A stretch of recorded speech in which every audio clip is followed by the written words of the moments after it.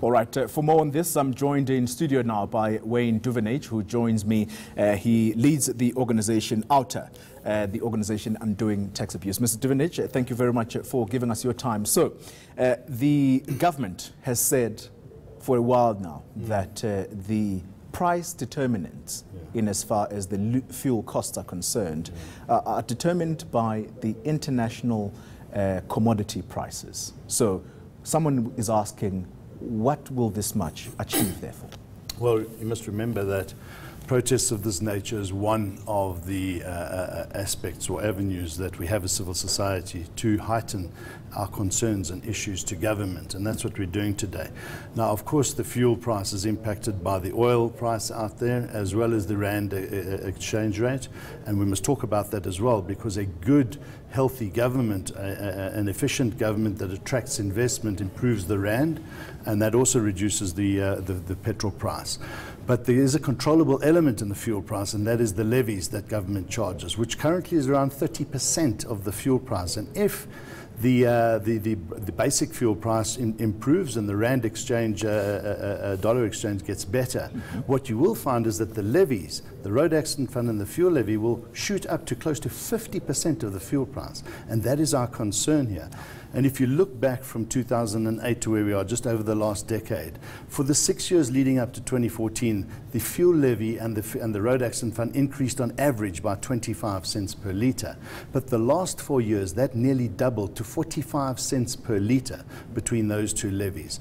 And indirectly, what we're saying is that this is money that goes into government's coffers, the fuel levy certainly, unring-fenced, and it has been fueling maladministration and corruption in government. And that's the reason for our call to say stop pushing the envelope on these taxes. It is impacting on everyone in society and our economy, and we're asking government to reduce the fuel levy by at least R1.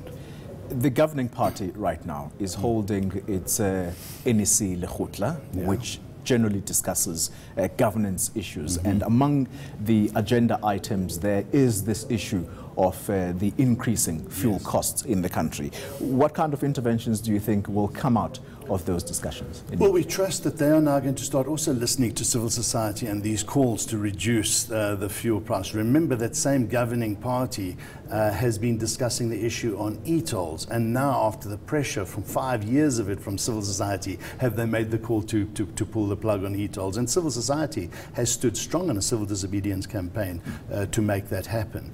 So this is all about society standing up and sending a strong message to government, because you must remember that in February the taxes go up again. And this is part of a journey that says to government, and will send a loud message to them saying, be careful if you're going to increase that fuel levy again, which you have extended yourself beyond where you should be now on that matter, and all other taxes, because we cannot continue to fuel and fund a government that is running roughshod over its compact with society, with its citizens, when it maladministers and misspends its money in the way that it has over the last number of years. You're also calling on government to reduce the road accident fund levies by R1 or 20%. And citizens out there listening to this interview, they will feel completely justified that indeed this has to reduce, given the kind of wastage that we have seen and perhaps reported on, particularly in as far as the road accident fund is concerned. Well, yes, I mean, the road accident fund is what we call, in inverted commas, a plunder pot for government. Seriously, if you look at what has happened, that fund, that levy was 45 cents a decade ago. It is now close to R2. Nearly 44 billion rand will go into that fund in the next year.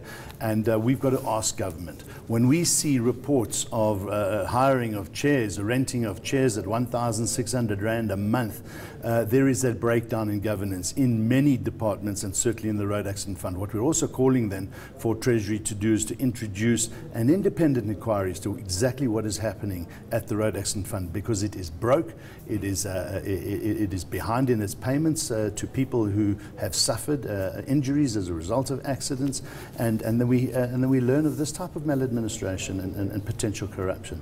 We are very sick and tired of the conduct that is happening at the road accident fund and other areas of government. Just finally, Mr. Duvenage, I wouldn't be doing my job if I didn't ask you about somewhat an image problem that Outa had at some point, and of course you were one of those people who were blamed for this.